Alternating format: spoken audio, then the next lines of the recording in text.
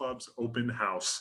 We're super excited to have organized this get together, and it's kind of unique because it gives us an opportunity to share with each other and get to know one another, and it allows us to express our appreciation to you for all the work that you're doing there on behalf of young people. So there is really no agenda. There is well, there's a small agenda, but there's no script. This is an opportunity for us to share and celebrate what was a challenging year, but a year that definitely has some upsides. And we really want to hear from you and allow you to hear from each other about what that looks like. So let's get started. So we are going to record this session similar to all of the other webcasts that we've had. This recording will be available on the World Federation of Youth Clubs website. And so with that, I'd like to start with a message from our chairman and co-founder, Rick Goings. Hi, everybody. I'm here with 200 of my closest friends, CEOs from around the world, heads of government, and we're talking about the path ahead in 2021 to bring more safety and more peace to the world. Anyway, I wanted to take a moment to express my sense of awe over how you've managed to pivot this last year when we really couldn't be face to face with our kids in all of the countries across the world. It's so impressive what you do. Also, I wanted to say that we're going to do our best in the months and years ahead to stay in touch with you with monthly webinars, with newsletter, etc., so we can learn from each other how best to adapt and adopt to staying connected with kids and helping move their life from whatever it is now to however much more it could be. Also would like to say that we're going to be together in February, virtually from the 23rd to the 25th, and we hope you'll be there with us, and many, many of your team will be there as well. This has been a year with lots of changes, lots of really difficult challenges, but I think we can make things better this next year. And the most impressive thing we have is you. My best. Right. Thank you, Rick. And I also want to acknowledge that we also have Susan Goings on this call with us. She is our other co-founder and board member. Joining Susan is Eleanor Steele, our treasurer, our secretary, also on the board. And then Bo Bridges should be joining us as well. So I just want to make sure I acknowledge all of the board members who are on the call today. And so you'll get a chance when we sort of open things up to get to speak to them and say hello to them as well. So today's agenda is fairly straightforward. It's me with opening remarks. I want to do a quick housekeeping on the technology we're going to use, and we're going to encourage you to sort of open up your lines and have your videos going. And when you're not speaking, of course, keep your phones on mute, if that'll keep down some of the background noise. And this is an open house. This is the kind of the open conversation, and we're going to sort of close things out looking ahead at 2020 and sort of what comes next. So, but I do have to do a little bit of a commercial about the World Federation. So with that, this organization exists for you as members, as affiliate members. Everything we do is oriented towards the development and advancement, enhancement of the work that you're doing on behalf of young people all around the world. And as you can see, as our mission and our purpose clearly states that. So with that, next slide, Lynn. So how do we do that? We do that through three key areas, which we call as our value proposition. One area is we guide and consult, and we provide the one-on-one guidance and consultation work in support of the work that you do. And that's a key part of the offerings. That's Glenn's time, that's Jose's time, that's all of the World Federation's time to help you address the challenges that you might be facing in your organizations and tackle those head on. In addition to that, we create an ecosystem with other youth organizations and leaders all around the world to network and learn. We also bring some of the world's well-known youth development organizations to the table, like Boys and Girls Clubs of America and others, to collaborate and to learn, and then partner with sister clubs, Boys and Girls Clubs here in the United States, with youth organizations in other parts of the world. And then, of course, we have our annual conference and then our webcast. And then the last area is around amplification and promoting not only the work of the World Federation, but your work. And we highlight that on our website and other different platforms. And so that's kind of sort of a quick snapshot, if you will, on how we bring our work to life through our value proposition. All that being said, one of the main things that we will maintain going forward is we will always be a high-touch organization. We heard from you earlier in this year in a number of surveys how important access is to you and why that's important to be part of a group like the World Federation of Youth Clubs. And we have to do our best as a staff, as a team, as a board, to ensure that as we grow and expand and bring more people, more organizations into the fold, that we maintain that high touch approach going forward. So with that, next slide. So there's some key resources that you are tapping into on a frequent basis. Many of you have already worked with some of our collaborators like Boys and Girls Clubs of America, Special Olympics, 501c services, and others. We all know and love Glenn and Jose and the work that they do in terms of meeting your needs through our MAP and our TAP programs. We will have an online community when the website is launched at the annual conference next year, and so look for that. And of course, where we are today is our webcast. So next slide. So this is a new format. This is a time for you all to sort of engage and for us to share and get to know each other. So again, there is no scripts here. This is an opportunity for us to share and chat and talk about the work that we're doing. I encourage you to go to the view in the gallery that allows us all to sort of see our faces once we switch over. And you can find that in the right-hand corner of Zoom, and just click on the gallery view so we all can see everyone's faces. So with that, I'm going to get started with an icebreaker question. Okay, so let's get rolling with that. So the first icebreaker question is, and we're going to get things started, is what is your fondest childhood memory? All right, you can chat it, you can raise your hand, you can let us know out loud, whatever you want to do. We'll try to manage it so we're not talking over each other. But let's start with that first one. What is your fondest childhood memory?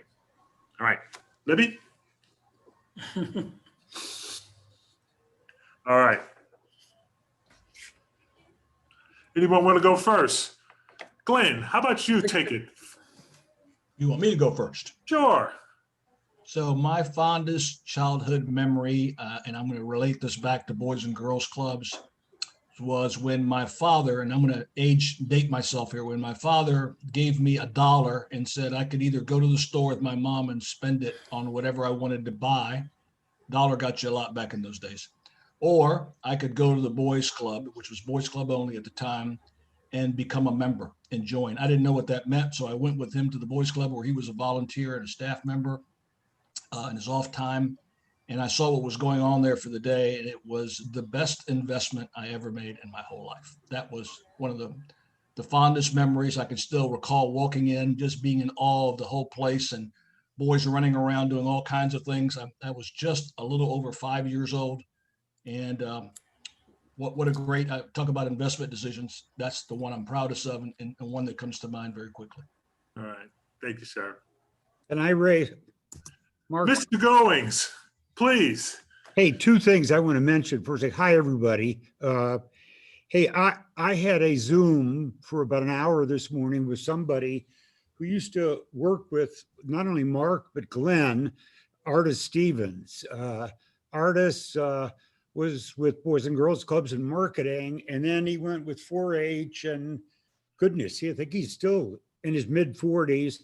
He just became part of Big Brothers and Big Sisters. He takes over as CEO next month. And I just want to relate this on with regard to, we got to find collaborators for good, and what a great delivery model we have. Let me quickly give you a thumbnail sketch, because if you were strategists trying to help him, they were founded in 1904. So they're almost 100 or 120 years old. They do mentoring. You get a big brother, or a big sister, and they mentor one child. They're only able to serve 250,000 kids. And this is, here in the US, we all know this, and just the US, we have 15 million kids at risk. And what's interesting, they have a wait list of 60,000 kids who are looking for a big brother, particularly because most of the volunteers are women, big sisters, and 20% of the kids who are served, their parents are at least one parents are incarcerated. So what I was working with him is, just like us in all of our markets, we've got to come up with new architectures so that you can't just serve one child with it. I didn't say get away from that. I said, artists, you've got to find the and for the future so that we can scale up to really do this. Okay, my favorite childhood memory. I was 11 years old and I got a job. I had a newspaper route, but I got a job, every kid's dream. I had an ice cream bike. It was a freezer, basically, with two wheels and a bike behind it, and the back end of a bike. I went out and I got 50% for what I sold, but I came in, and Susan's commented on this on videos.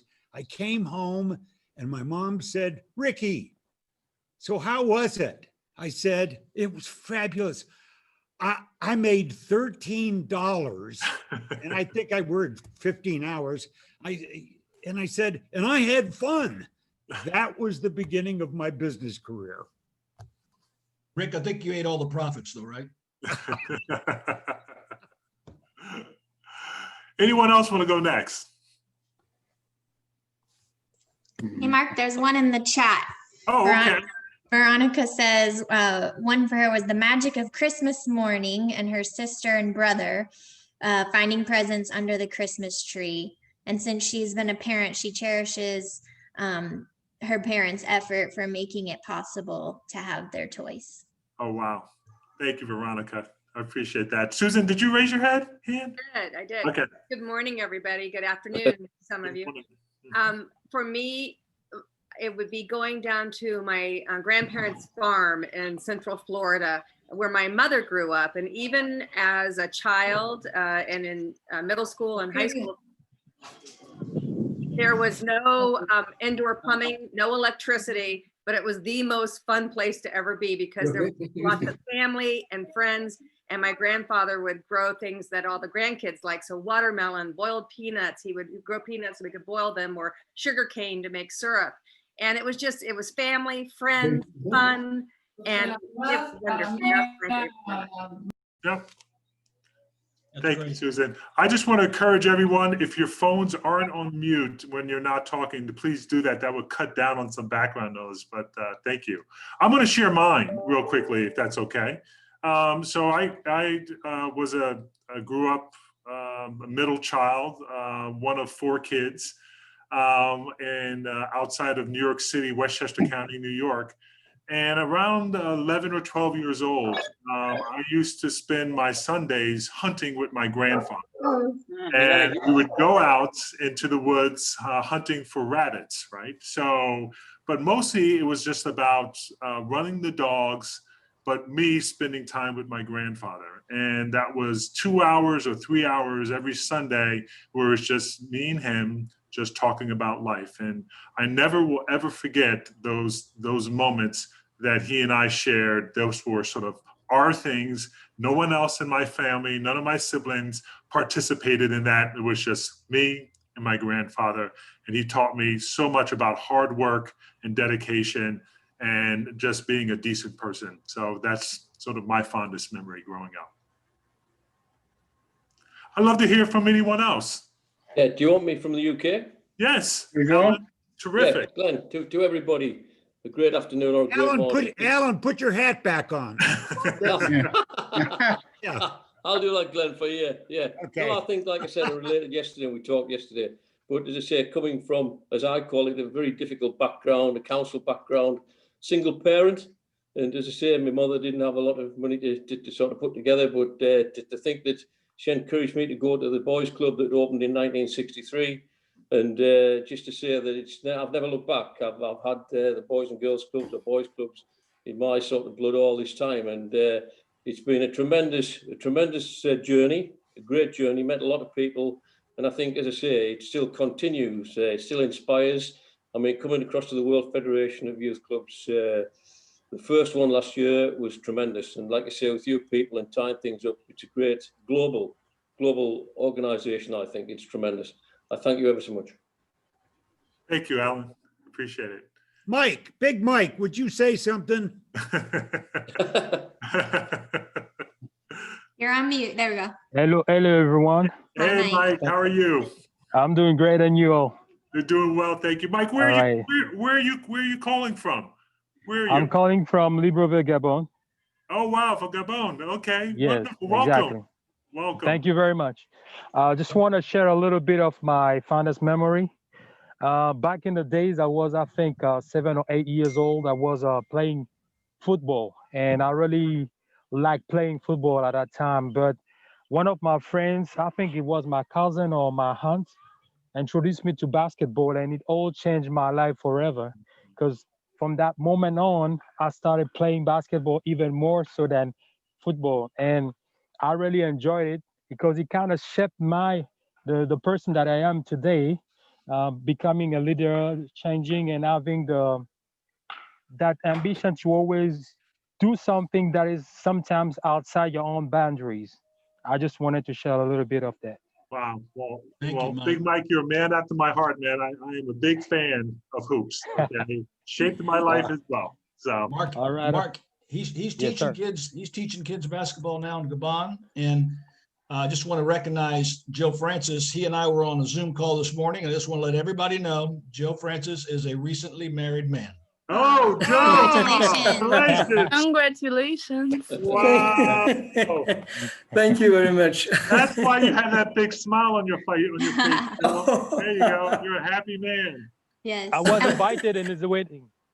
I was invited. You weren't invited to the wedding. I was invited. Oh. Mark, it looks like Flavia might have a response. She had her hand Oh. raised. Yes, Flavia. Do you have something for us? Hello, everybody. Hey, Yeah, Flavia. I'm very happy to be here with you. And while listening to your fondest memories of childhood, I thought about like how much we used to play outside in the parks and how far from technology we were as generations. Like I am maybe another generation from you, but very similar to yours, I guess. Well, now I see like how fond of technology children nowadays are, and that's why I found these clubs like boys and girls clubs or after school clubs very important, because they are a great way to orient them on how to use their time perfectly and in a better way, because parents are more and more busy, and they will just leave the phone to their children and they'll be like quiet for a moment, but we're not sure how much they benefit from them, while we used to like play a lot outside, and when we went home only homeworks and like yeah, so that's what I recalled like That's while great. listening. Thank you, Father. Yes, you couldn't find me in my parents' house. I was always running the streets doing something. So staying away, that kept me out of my chores. So anyone else want to share? Flavia, where are you calling from? I am calling from New York now, but I'm from Albania. Albania. Maybe you haven't. I came to New York as a visitor and I got stuck here. My flight has been postponed twice now. So Oh, my goodness. I think she's going back, Flavia, January 15th, right? January 9th. January 9th, Okay. heading back to Yes. Albania. Now, her fiance's in New York, so don't feel too bad for her. Oh, okay. No, Yeah. no, no. Really perfect. I just left some work in Albania, but still, I consider myself lucky. Thanks, Flavia. Thank you. Anyone else want to share? We have another question we want to jump into, but I want to give everyone an opportunity who wants to provide some insights to their most fondest childhood memory if they want to share with the group. I'm happy to share if you want, Mark. Thank you, Andy. Okay, so mine's sport related and football or maybe soccer related. You most people may have heard of Robin Hood. Hands up if you've heard of Robin Hood. Yep. Well, I'm from Nottingham originally. Oh, really? Wow. Our school got through to the Robin Hood Cup final, a soccer competition. So, and we got to play on a professional football ground, and it was the ground of the team that I support, Nottingham Forest. So one of my favourite childhood memories is running up and down that hallowed turf of the City ground in Nottingham for 90 minutes or so. So yeah, that's one of my favourite cool. memories. That's awesome. Playing on the big pitch. I like it. Playing on a big pitch, Wow. where all my heroes have played. I bet you didn't score though, Andy, did you? You didn't score. Oh, but I set plenty of other people up with goals, Martin. So No comment. No comment. So, you know, Andy, I've been to Nottingham, to right. university there, okay. back when I was at Crummer, Illinois. So our practicum was down at Nottingham University in partnership with the university. So Oh, beautiful right. place. Yeah. Yeah. All right, Lib. So do you want to take us to the next section here? Let's jump into and let's hear a little bit about what's going on with our affiliates. So here's the question we want to pose to the group. So what is a challenge you've overcome this year and how did you do it? Okay. What's a challenge you've overcome this year and how did you do it? All right. Who wants to go first?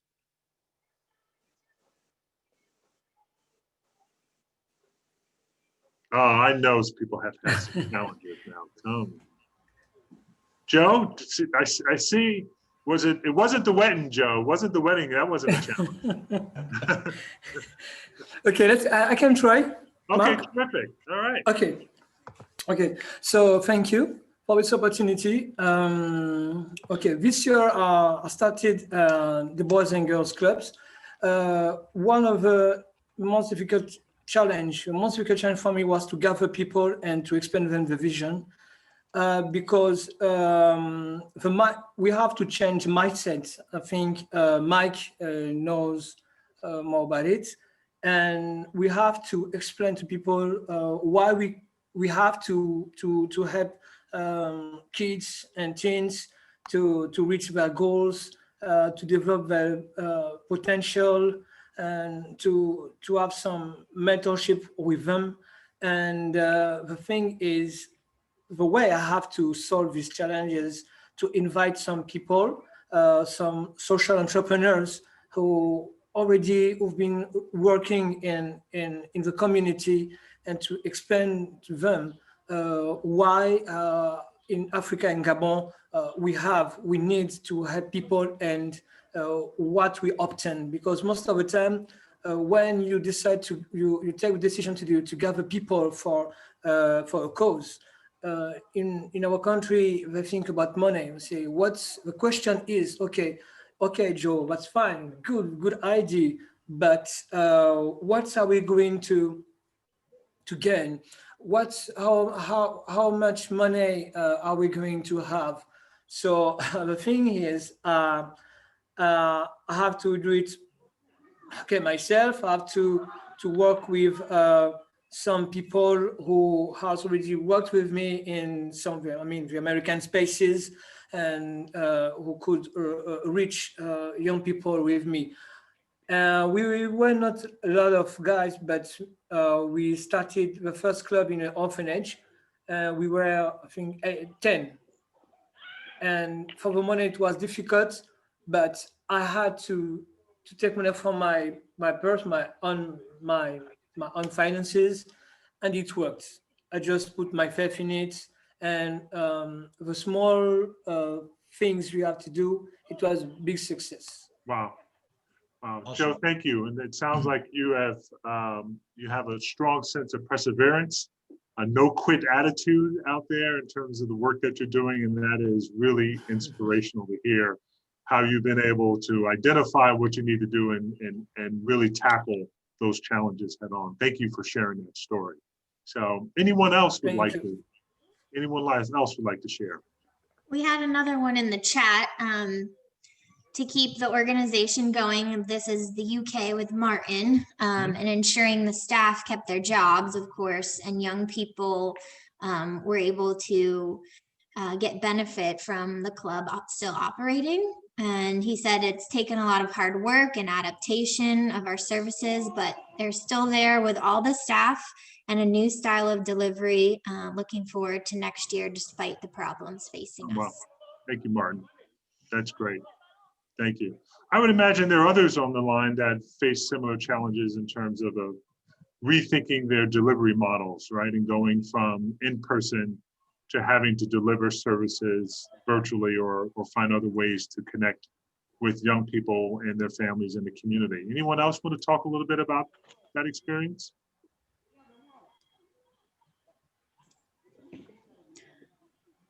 Jose, you might want to encourage I know that we had lots of challenges in Central America and in Mexico, and they've really done a great job of getting through that. And so I want to make sure that everybody's comfortable. They can share in Spanish and we can translate it. That won't be a problem. Absolutely. Yeah, of course. ¿Alguno de ustedes, Ingrid o alguno de ustedes que estén ahí, les gustaría compartir algunos de los retos que han pasado este año?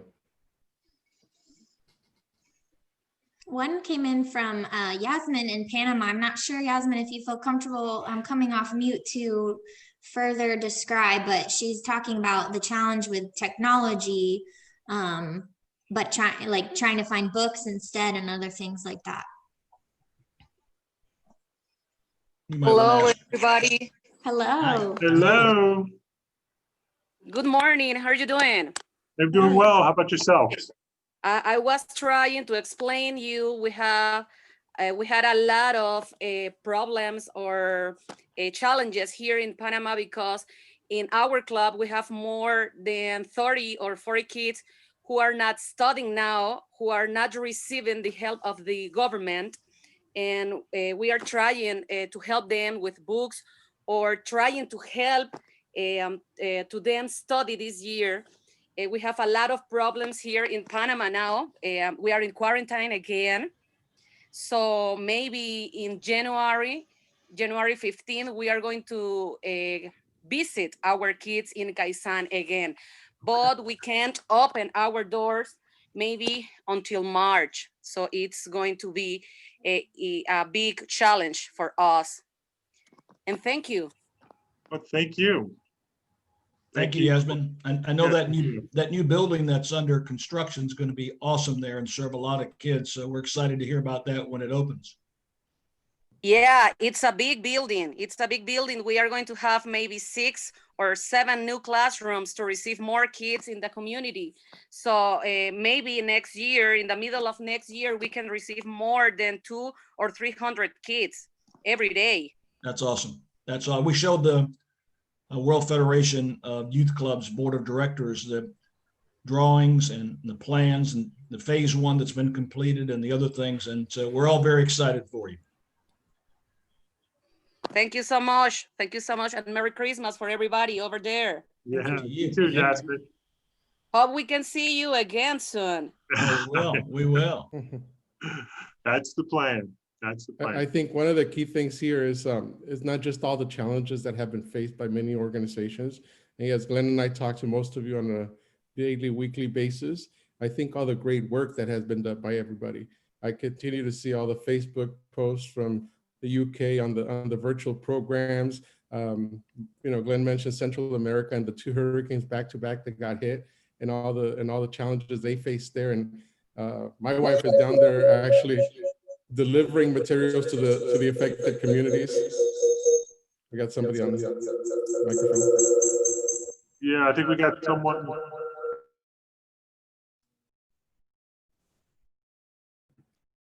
But all the great work that has been done by every single one of you and all the virtual programs that have been delivered, I think that this year has not brought the challenges, but it has brought the opportunities to learn how to impact more kids, even when we don't have them in front of us. And so I thank you all for all the great work that you've done. I think it's impressive that we've gone through these very difficult times. So we also have Kamanique. Kamanique, am I pronouncing your name correctly? Kamanique also wanted, yes, I think so. I hope so. Are you coming off mute? Yeah. Kamanique, we didn't get to your childhood memory. We see it in the post here, but I just want to make sure we have an opportunity for you to share your childhood. I'm happy to read it, or if you want to share it with the group, we can do that as well.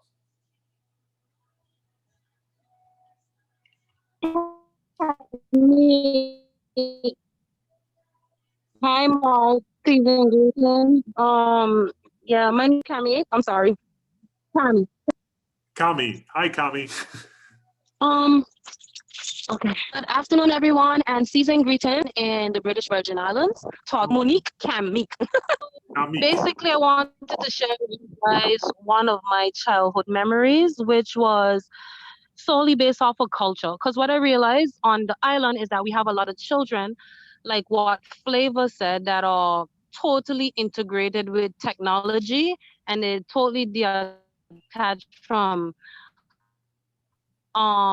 nature and socializing and wanting to go out and have fun. So one of my childhood memories was going outside and finally seeing what's I don't know if anyone know about what a coal pot is. It's made out of a type of clay. Mm-hmm. And my mom, we made some jam. It was so good and it was fantastic and stuff like that. Our children don't know how to make anymore. And, I teach art at the facility, but I think something like that I always remembered, and I would like if we could keep That's great. something like that going on in all communities. So, well, great. and I'll go ahead because we're on our lunch break. So, one of the difficulties for the YEP organization was the fact that we keep going into quarantine.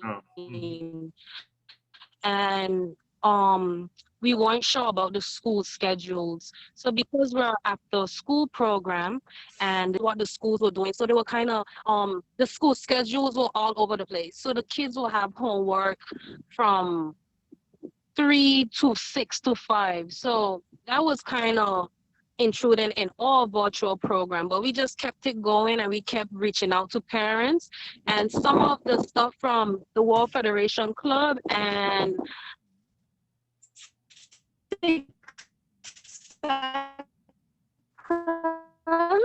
emotional intelligence we shared at the conference last year in Orlando, and we just use all of those resources to try to support the community. Thank you, guys. Cami, thank you very much. I appreciate you sharing. So Libby, let's jump into the next icebreaker question real quickly. Is that okay? Yes, absolutely. Let me pull it up. All right, great. Cami, in the meantime, make sure you give Stacy our best, and happy holidays to him and his family. So our second icebreaker is what was your first job? Okay, your first job. All right. Who wants to take this one? Eleanor, you want to get us started? Mute. Other than babysitting, which mostly I did for free because it was family. My first job where I actually got a paycheck was doing gift wrapping in a store that in Atlanta, Georgia, where I'm from. And I was stuck back in a little small back room. And I always got the fun little jobs that the other women who worked there, who were older than me and more experienced, they got to go to the big stuff, but I was always the one doing inventory or filling supplies. But I learned how to gift wrap, which I never realized until I started working with Rick Goings, how important that was going to be, that I actually knew how to gift wrap, because we did a lot of gifting in those days. Okay. Anyone else? Matt, how about you? Yeah, so I was kind of super lucky, really. I left school, and as I left school, I used to go to work with my mother, and she worked at another boys and girls club during the day. And it was because I was going along to that. Although I had a college placement to go and take part in sort of outdoor activities and sort of get qualifications in that, I got offered a job by Dennis, who some of the guys on the call will know. And that was the beginning of my youth work career, working in one of the boys and girls clubs, and haven't looked back since. Wow. That's great. That's great. Thanks, Matt. So Libby, I think we got a few in the chat. Do you want to? Yeah, we do. But also Mike had a baby and it just really distracted me. It was so beautiful. Okay. So let's see. Yasmin worked in a library when she was 10 years old and she learned English there. That's great. I put in that my first job was a summer day camp counselor at a gymnastics camp. So I was working with kids way back then, and it was great fun. I think that's it for responses so far. Got it. All right. Who hasn't shared? Who haven't we heard from? Charles, how about you? Oh, here, Big Mike. Oh, never mind. Charles, we'll come back to you. Yeah, no problem. Mike, were you going to share? Oh, all right. My first experience was working the airline company for Lufthansa airline. It was very much of a good learning opportunity for me because I never worked before in the airline industry, and I was up against all those people who have an extensive package of learning experience, and I had to fight up against them during the interview. And luckily, I was chosen for that job because of one simple question, which was, you've never been in the airline industry. What do you think you can bring up into the industry to make a difference? And my response was, we all need good service. Whether we are in retail, whether we are in an airline company, we want to be treated equally. And that's the answer that changed everything for me. Oh, wow. And I had 4 years working with Lufthansa until they deported Gabon. Oh, wow. Very cool. Wow, great story. Thank you, Mike. Charles, how about you, sir? Right, I'm unmuted. Hi, thanks.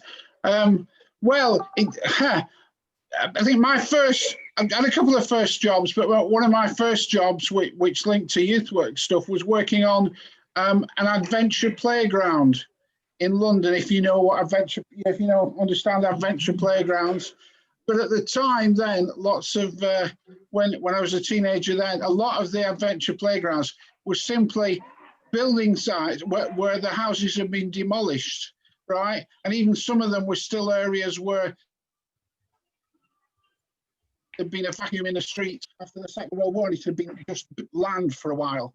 And there was, it's one of the sort of adventure playgrounds where health and safety didn't quite come into the question, right? Yeah, you just built what you wanted, right? And so there were massive aerial runways, if you know those sort of things. And I do remember it led up, there were also bonfires. Kids could have great bonfires. And I seem to remember shouting, "Come the revolution," just because I'd heard it and things like that. Exciting things, but it was a job that attracted people from, funnily enough, different nationalities, and so it was quite a learning curve. And it also linked onto somewhere that anyone who knows London, somewhere called Paddington Basin, which is part of the end of a big canal, and has an area called Little Venice. And we had a giant canal boat. They are wide, very wide barges that we see going as well. And that was the youth club. Wow. And it was just great fun, really, and led me on to then decide to go into the youth work arena. Wow. That's great. That's great, Charlie. Hey, Jose, there's a couple of our friends who are in the chat, Spanish speaking. Do you want to go in and do a quick translation for us and share? I did in the chat, but basically it's Colombia, Boys and Girls Clubs of Caguán. They're celebrating the Christmas today for their kids. So they're giving 160 gifts to kids, and they put it on social media, wrapping the gifts, getting all excited about it. So they're doing their celebration as they're on the call. So they don't want to be rude and distracting, so they muted it, but they're sharing that they send everybody a big hug. Awesome. That's awesome. I think I saw her background where they were, and I saw some presents and the little tree. That looked awesome. It's great. 160 gifts they were able to collect. So wow, it's amazing. So I have a question. Does anyone have any questions for staff or the board members that are on the call? We've kind of been asking you guys, but do you guys have anything you'd like to know from the World Federation or just in general? That we're all just fantastic. Is that basically it? Oh, hi, Susan. Susan? I have a question, but it's not for any of you guys. It's for Alan. Alan, you're muted. Can you unmute? Thank you for your beautiful Christmas tree. You're the only one that has up a Christmas decoration. Did you decorate that yourself? Well, Susan, I would say yes, but I'm telling lies because it was my good. I'm being honest about it for once. Well, it's gorgeous. Thank you for having that up. Yeah, lovely. Thank you very much. I'll pass them regards on to my Merry wife. Christmas. Happy holidays. And to you, by all means, and everyone. Susan, you missed it yesterday. We had a similar forum like this with the UK, and but it was very festive. I even had a hat on like Alan, but there was I don't know if they had a predetermined contest, but I think Alan won, but it was well done. Very well done. And Martin orchestrated that, and Andy put it together as well. So thank you guys for including Mark and I and Libby to be part of that. Total pleasure. You guys were talking a minute ago, people sharing what their first jobs were. And I had a teacher who, when I was in the 6th grade, suggested that we go to the library and learn about different jobs and see what might be of interest to us. So I decided to take it a step further and actually have a lot of jobs and see what I liked or didn't like. So when I was 10, like Eleanor, I started babysitting. At 15, I got my first real job as a cashier in a grocery store, not for me. Then I was a receptionist at a law firm. Boring. You only saw a few lawyers coming and going every day and maybe a client. Then it was a receptionist at a bank, even more boring because I not really good with finances and stuff. And then at a clothing store, I could see people at the mall. So that was more fun. But when I was a senior in high school, they opened Walt Disney World and the Magic Kingdom. And I became a tour guide at the Magic Kingdom. And that was for me because I could interact with people. I could talk to people. I could learn about people. And so that's one thing I think we need to encourage our kids is they may not have the opportunity to go and get a lot of jobs like that. But now with the internet, you can learn so much and watch videos of what a job actually is, which is not something that we could do when many of us were growing up. So I hope that you guys encourage people, because if you are passionate about what you are doing, like most of you are with what you're doing right now, that's worth its weight in gold. Thank you, Susan. So my first job was I was a caddy. My father, who was a police officer, he was a very strict gentleman. He did not suffer fools, and he encouraged all of his kids to go out and get a job if you wanted the latest and newest style of sneakers or jeans or whatever. So he's like, you want that? You go buy it. So at around 13 years old, I started caddying at a private golf club. And that's how I sort of earned my pocket change or ability to go out and buy the things that I wanted. But it also shaped my thinking around who I was and what I wanted. And that's where I formed my view about wanting to go to college and wanting to sort of pursue some things in life. And so it really was informative for me, just being part of that environment. And then my second real job was working at Kentucky Fried Chicken. But I didn't like smelling like chicken every day coming home from work. So that was a bit of a challenge. So it didn't last very long at Kentucky Fried Chicken. So anyway, Rick, sir, you're on mute.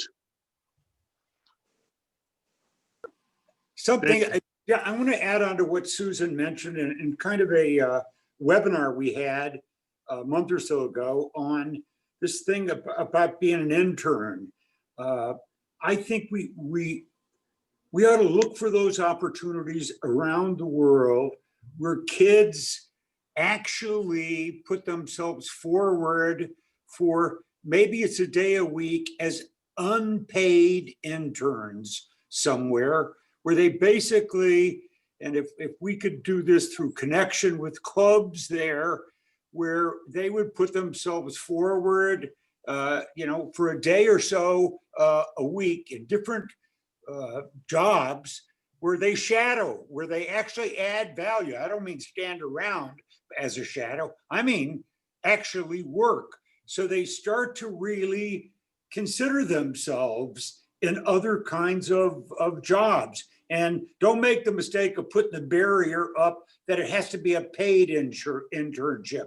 And I know in most of our countries of the world, there are economic pressures. So I'm not saying about working for nothing, but I am saying maybe for a day a week, they start experimenting. We're offering themselves up as an intern because it sends a signal to employers that you have some enthusiasm about work and about learning.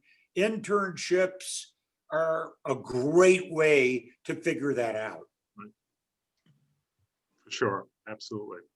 Well, we're approaching our the time where we're going to have to let you guys go.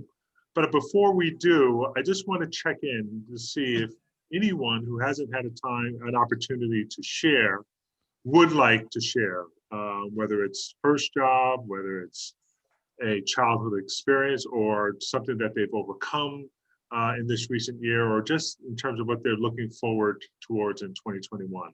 Just want to, before we close out, I want to give you guys an opportunity to share one last time.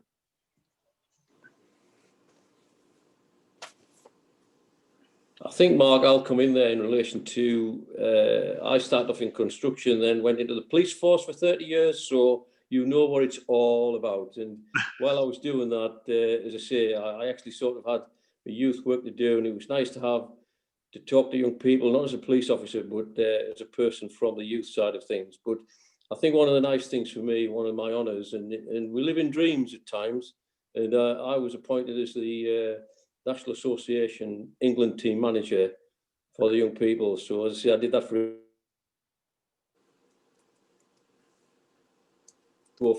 it, no doubt about it. Great. Well, thanks, Alan. I appreciate that. Well, so I just want to close, and then before I hand it over to Glenn and see if Rick wants to make some parting remarks as well. We, in the past, before the situation we're dealing with around the world, we've had the opportunity to be in a room and have conversations over drinks or lunch or sidebar discussions in a breakout session, and sort of get to know one another and each other's story and how we all came to this point where we find ourselves as part of this incredible organization addressing the needs of young people. And this open house was designed to just do that virtually, right? To be able to get to know each other and to share our story and what inspires us. And I hope you had an opportunity to learn something about a World Federation colleague that you didn't know anything about, right? Or a board member or a staff member. And so this is about making connections and building on the great work that you're doing there in your part of the world. So I appreciate your openness and your willingness to take time out of your day to participate. I want to acknowledge our co-founders, Rick and Susan Goings, for their visionary support of this organization. And the rest of the board, Eleanor Steele, and then I'm not sure if Bo was able to join us, but all of the World Federation of Youth Club board members. And with that, I'll turn it over to Glenn to see if he has any parting remarks. Thank you, Mark. I appreciate that and appreciate everybody being on the House webcast today. Like Mark indicated, we talked about the board, and I think all of you that I know I work with on a regular basis, I've always shared with you that in my experience is the bloodline of the organization is the board. And so from my perspective, we want to thank some people before getting off today. One of those groups is the World Federation of Youth Club Board. Whether they're on the call or not, I know Mark has acknowledged Rick and Susan Goings and Eleanor Steele, Bo Bridges, and of course we have Patrick Gill, we have our treasurer, David Beach. In addition to that, we're fortunate enough to have Roxanne Spillett, former president of Boys and Girls Clubs of America, as a special advisor to us. And, you know, it's difficult if you have to get up every day and go to work and not like it. So if you're in that role, I feel bad for you. I wish only the best for you, but I'm pleased and thrilled to be able to work with Mark and Jose and Libby every day as we try to push forward the work that we want to help you do, enhance and advance the great work that you're doing already. So closing, I'd like to thank all of our affiliates, all of you with the work that you do. I know personally when I talk with you, it's always heartwarming and inspirational. And so it's been a tough year, no question about it. And it doesn't mean that next year is going to be all golden, but it's going to be better. And I would say my only advice would be in closing is to focus on what you can control. You all do that so well already. You've been able to adapt. The word pivot has been used as well. And you've done it all with keeping kids first. And for that, we're very appreciative and very thankful to have you as members of the World Federation of Youth Clubs. You make us all better for what you do. Happy holidays to you and your family. Love all of you. Thanks. Thank you, Glenn. Rick, do you want to have any parting remarks, or Susan? For me, just happy holidays. Try to stay as safe as possible. And let's all hope that 2021 is much better than 2020 has been. For sure. And be on the lookout for a very short survey we'll be sending today in regards to the webcast. We just love to hear your feedback so we can incorporate it for the future. Great. Thank you all. Have a wonderful, safe day wherever you are. Thanks, Mark. Thanks, Libby. Yeah, Thanks, Jose. Appreciate you. All righty. Thank you, Mark. Bye-bye. Thank you, Glenn. Thank you, everyone. Bye-bye. Bye-bye. Yo, Francis. Yes, sir.